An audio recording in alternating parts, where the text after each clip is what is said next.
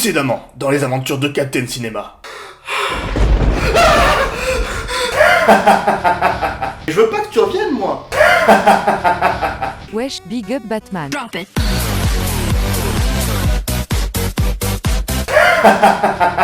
Actuellement, dans les aventures de Captain Cinema. Salut à tous mes petits popcorn, et bienvenue pour cette seconde partie consacrée aux comédies de vampires. Si vous avez raté la première partie, n'hésitez pas à aller la voir d'abord.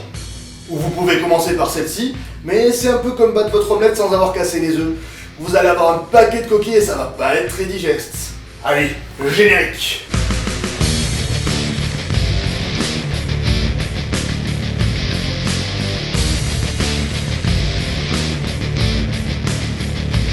Dans la première partie, on a ainsi découvert quelques comédies de vampires parmi les plus marquantes.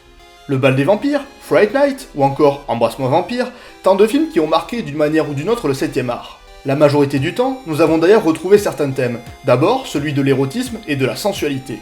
Lorsqu'un vampire mord sa proie, c'est dépeint comme un acte pratiquement sexuel, mais qui n'est évidemment pas consenti par la victime. Les vampires sont-ils une métaphore des prédateurs sexuels ?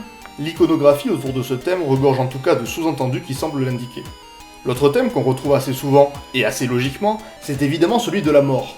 Le vampire est déjà lui-même décédé, et comme c'est, forcément, pas le thème le plus joyeux de l'univers, on en parlera le plus souvent de manière dramatique. Mais si vous voulez qu'on dédramatise tout ça, on est parti! Le premier film qu'on va voir aujourd'hui est une comédie britannique nommée Lesbian Vampire Killers et réalisée par Phil Claydon. L'intrigue du film est assez classique. On suit l'histoire de deux mecs qui s'appellent Fletch, joué par James Corden, et Jimmy, interprété par Matthew Horn. Les deux vivent une période assez difficile. Jimmy vient de se faire larguer, tandis que Fletch vient de perdre son boulot en tant que clown pour avoir frappé un enfant. Bon, c'est solide à cet âge-là! Ils décident de partir se ressourcer loin de leur quotidien morose, dans un village paumé au fin fond de la campagne britannique. Ils arrivent à une auberge dans laquelle un curé les interpelle.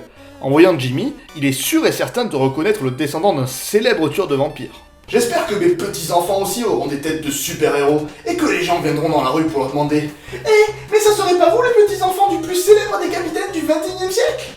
Mais je digresse. Ce que je vous ai pas encore dit, c'est qu'au début du film, on a droit à une mise en scène épique pour nous présenter la prophétie de la reine des vampires, Carmilla.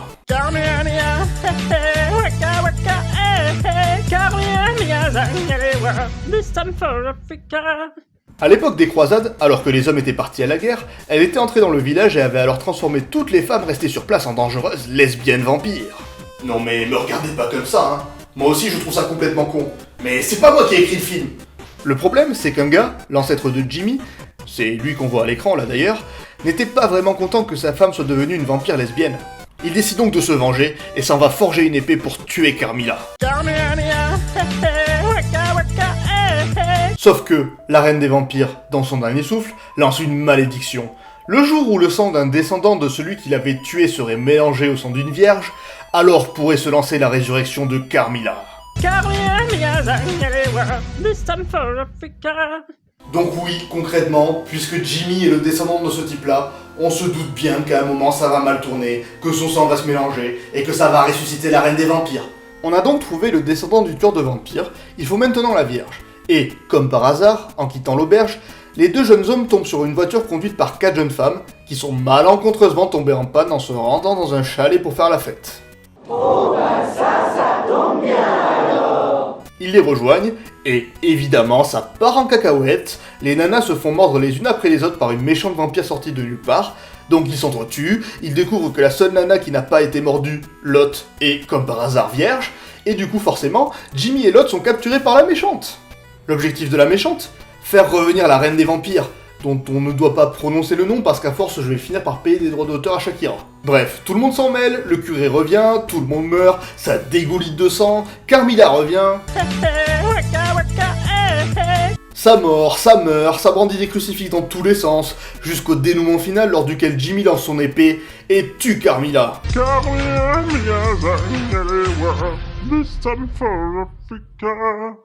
Finalement, tout est bien qui finit bien, et Jimmy roule des grosses pelles à Lot, la seule survivante qui n'a pas succombé au vampiro-lesbianisme.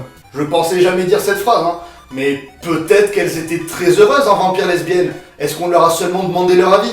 Bref, en dehors de l'aspect autour de la sexualité des vampires qui ne change, à vrai dire pas grand-chose, à part que ça fait vendre plus de films, clin d'œil, le scénario est au final assez classique.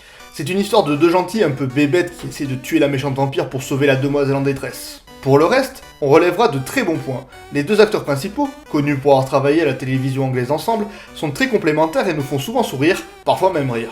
Le casting est bon, la réalisation est de manière générale efficace avec des effets spéciaux plutôt bien gérés et une ambiance générale assez immersive.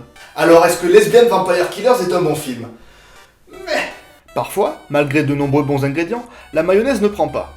Ici, c'est le côté beaucoup trop lourd et bof qui dessert complètement le film. Est-ce que tu te souviens de ton pote Denis, au collège, qui ne pouvait pas faire une phrase à la récré sans essayer de faire une blague de cul ? Lesbian Vampire Killers, c'est ça. C'est ton pote Denis qui a écrit un film bof, pour les bofs, c'est totalement assumé, mais ça n'en reste pas moins super méga lourd. Et ça balance des capotes remplies d'eau bénite, et l'épée magique s'appelle l'épée dildo, et on nous ressort connement les vieux clichés sur la vierge pure et innocente. Le problème de Lesbian Vampire Killers, c'est que les auteurs n'ont pas vraiment réussi à trouver l'équilibre pour que la parodie fonctionne, et ils n'arrivent jamais à trouver le bon ton. La frontière est toujours très fine pour faire ce type de film, et là, c'est quand même assez raté. Comme ce film est lourd de manière générale, il est évidemment lourd sur le thème de l'homosexualité, qui serait donc une malédiction avec une méchante vampire qui viendrait voler les femmes des gentils villageois pour les changer en lesbiennes. Lesbian Vampire Killers est donc, globalement, une petite déception.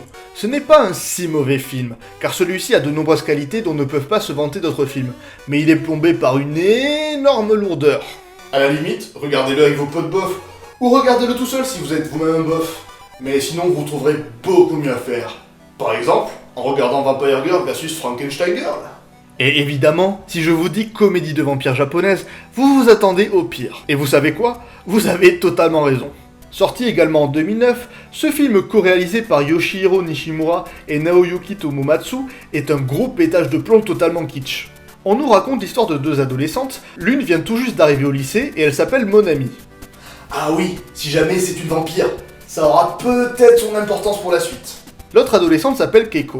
C'est la fille du professeur de sciences et elle sort avec Mizuchima, le beau gosse de la classe. Tu le vois venir, le triangle amoureux un peu malsain ? Non. Bref, Monami, la vampire, est jalouse du couple et elle décide de séduire Mizuchima. Comment s'y prend-elle ?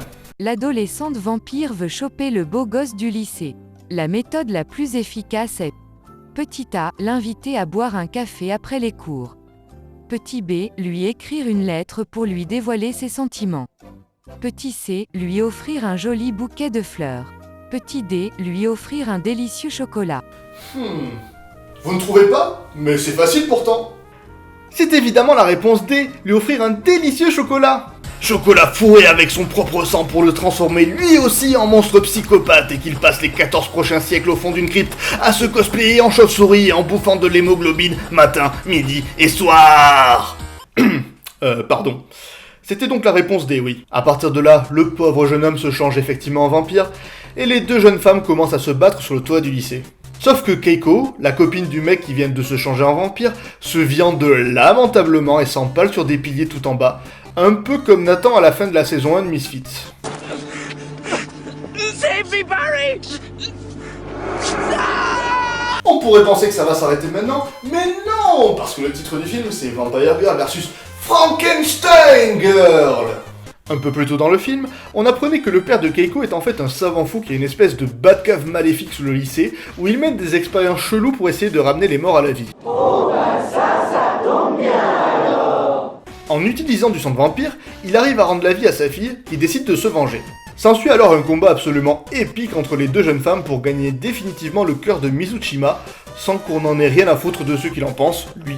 Mais on va pas se mentir, hein, l'histoire est assez secondaire. Ce qui nous intéresse plutôt ici, c'est les scènes avec un gros budget sauce tomate guacamole. Petite compilation juste pour vous.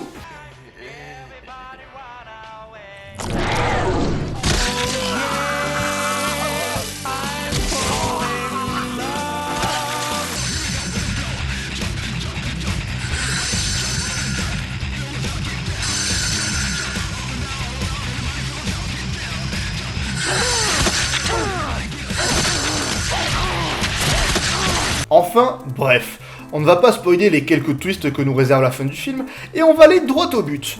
Vampire Girl est un film sans queue ni tête, qui ne se prend justement pas la tête. Totalement gore et provoquant, dans l'excès permanent, on ne peut s'empêcher de rire devant l'absurdité des situations ou devant le kitsch de la réalisation et des effets spéciaux volontairement approximatifs. Pour une bonne soirée nanar entre potes, le Capitaine vous recommande donc Vampire Girl vs Frankenstein Girl. Mais, depuis les débuts de la chaîne, c'est vrai qu'on a tendance à souvent parler que des mauvais films, des gros nanars, des navets claqués au sol.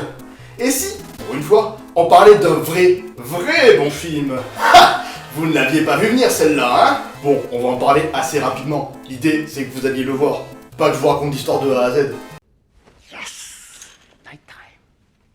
So, now I'm going to wake up my flatmates.